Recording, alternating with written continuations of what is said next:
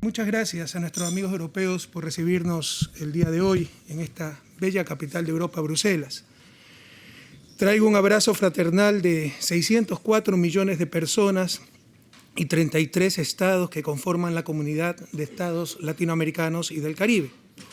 La formalización de la Asociación Estratégica Birregional de 1999 entre los estados latinoamericanos y caribeños y la Unión Europea nos permitió establecer un privilegiado diálogo entre los bloques. Desde aquel entonces se afianzó la construcción europea, lo cual ha traído beneficios significativos para sus poblaciones. Como latinoamericanos y caribeños, debemos aprender en este sentido de Europa.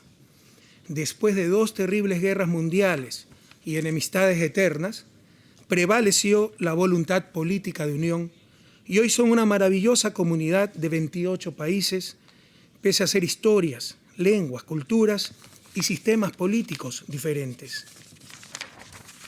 La patria grande, como llamamos a nuestra América Latina unida, también es impostergable. Tal vez los europeos tendrán que explicar a sus hijos por qué se unieron, pero nosotros tendremos que explicarles a los nuestros por qué nos demoramos tanto. CELAC trabajará en los próximos años en 5 grandes ejes. El primer eje, reducir la pobreza extrema y las desigualdades. Tenemos 68 millones de latinoamericanos y caribeños en la miseria, pobreza extrema. La erradicación de la pobreza es un imperativo moral para nuestra región y para el planeta entero, porque por primera vez en la historia de la humanidad, dicha pobreza no es por falta de recursos, sino fruto de la inequidad, donde pocos tienen todo y muchos no tienen nada. Las respuestas a la inequidad normalmente se han limitado a atacar los problemas de la distribución de la renta nacional, sin preocuparse por el acervo de capital y su concentración en pocas manos. Por ejemplo, en Ecuador, el 90% de las grandes corporaciones está en manos de menos del 2% de familias. La inequidad se profundiza porque la tasa de rentabilidad del capital es superior a la tasa de crecimiento del ingreso nacional y se produce la llamada sociedad patrimonial, fruto de la acumulación heredada y presente de riqueza, lo cual socava a la sociedad meritocrática como base de una democracia real. Por ello, autores como el francés Thomas Piketty han propuesto un impuesto mundial y progresivo al capital para regular el capitalismo patrimonial globalizado del siglo XXI.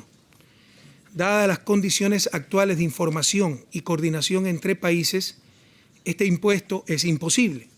Sin embargo, sí podemos avanzar a nivel nacional en cortar fuentes ilegítimas de acumulación, como la plusvalía, fruto de la especulación, así como proponer adecuados impuestos progresivos a las herencias.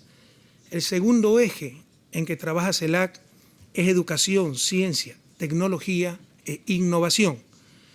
Creemos firmemente en el poder transformador de la ciencia y la tecnología. Actualmente nuestra región invierte el 0.78% del PIB en investigación y desarrollo. Debemos duplicar esta inversión en los próximos 5 años, incrementándola al menos al 1.5% del PIB hasta el año 2020.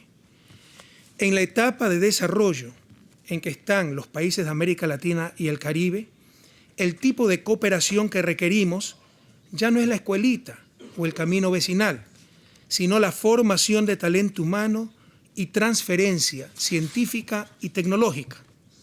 Por ejemplo, la eficiencia energética media de los países de alto ingreso es 5 veces superior a la eficiencia media de los países de bajos ingresos.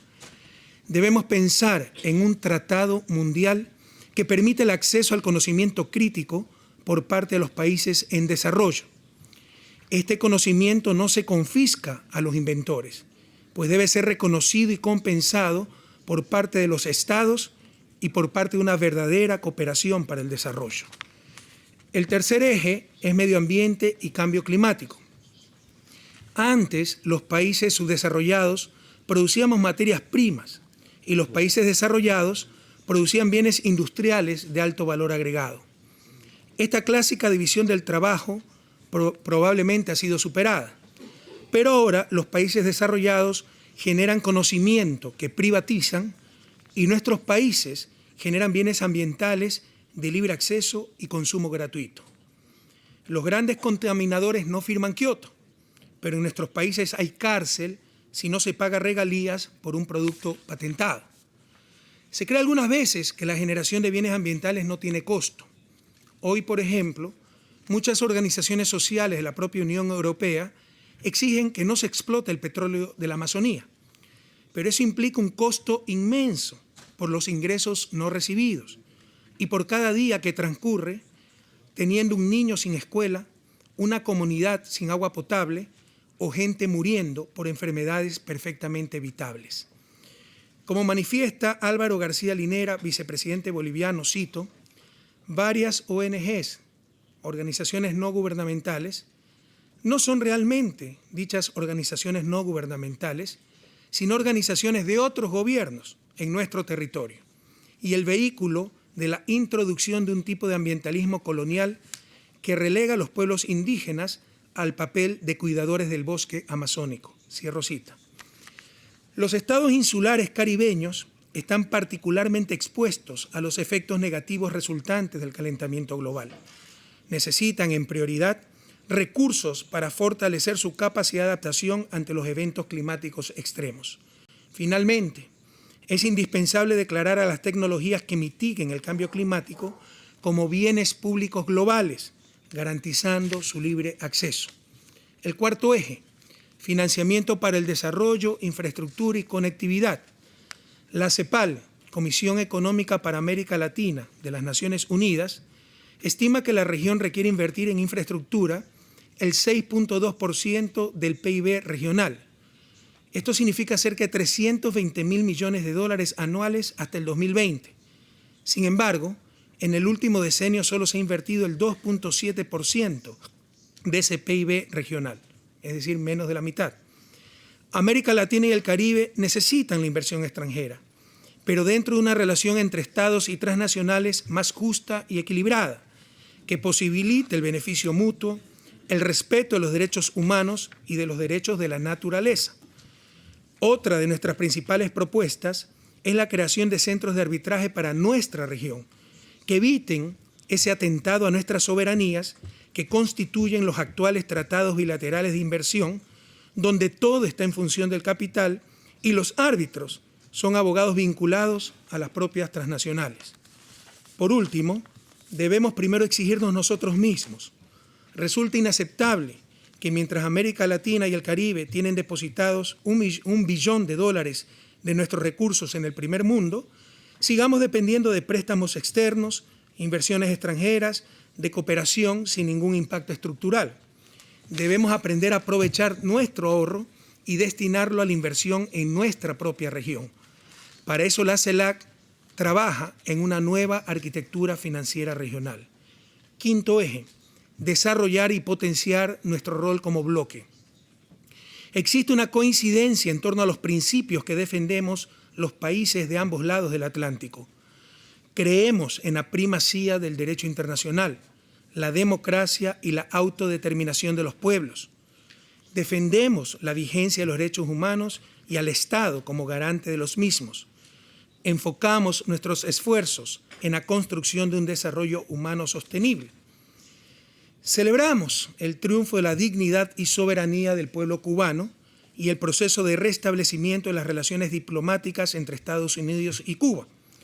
Aún queda por extirpar el inhumano e ilegal bloqueo y la devolución del territorio ocupado de Guantánamo, uno de los rezagos de colonialismo en nuestra América.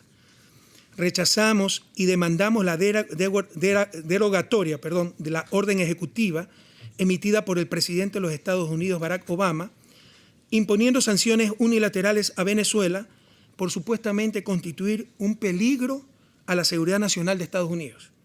La orden, además del ridículo argumento, viola flagrantemente el derecho internacional y particularmente el litoral E del artículo 3 de la Carta de la Organización de Estados Americanos. Exigimos que se respete el derecho soberano de los países, como lo ha hecho Argentina, de acordar con sus acreedores soluciones a los problemas de endeudamiento y consideramos inaceptable que un juez de un condado cualquiera de otro país atropelle con sus decisiones ilegales una decisión soberana de tanta trascendencia. América Latina y el Caribe son regiones dignas, libres y soberanas. Si compartimos una preocupación por profundizar la vigencia de los derechos humanos, es nuestra obligación moral incluir en nuestras agendas el tratamiento de los problemas relacionados con las poblaciones migrantes. Se prioriza la liberación financiera y de mercancías, pero se criminaliza cada vez más la movilidad humana. Hoy se habla mucho de globalización, pero se trata de una globalización que no busca ciudadanos globales, sino tan solo consumidores globales, que no busca crear una sociedad planetaria, sino tan solo mercados planetarios, y que sin adecuados mecanismos de control y gobernanza, esta globalización puede devastar países. Finalmente, en la próxima conferencia sobre cambio climático en París, debemos exigir la adopción de un acuerdo vinculante basado en el principio de responsabilidades comunes pero diferenciadas. La evidencia indica que el consumo de energía y la generación de emisiones son directamente proporcionales al nivel de ingreso. Un habitante de los países ricos emite 38 veces más CO2 que un habitante de los países pobres. El efecto consumo domina el efecto eficiencia por mejora en tecnologías. Quisiera en esta parte reconocer y felicitar el liderazgo europeo en la protección del medio ambiente y particularmente con respecto al protocolo de Kioto, pero es necesario que avancemos en la ratificación de los compromisos acordados en el segundo período en Durban para concretar acciones reales de reducción de emisiones. Queridas amigas, queridos amigos, algunos creen en una supuesta mano invisible para alcanzar la eficiencia, la justicia y el desarrollo. La historia nos demuestra que se requiere de manos bastante visibles, de acción colectiva, de la voluntad explícita de las sociedades, que las manos de nuestras naciones en ambos lados del Atlántico sirvan para la construcción de un mundo mejor. Muchas gracias. Merci beaucoup. Thank you very much. Thank you very much, Rafael.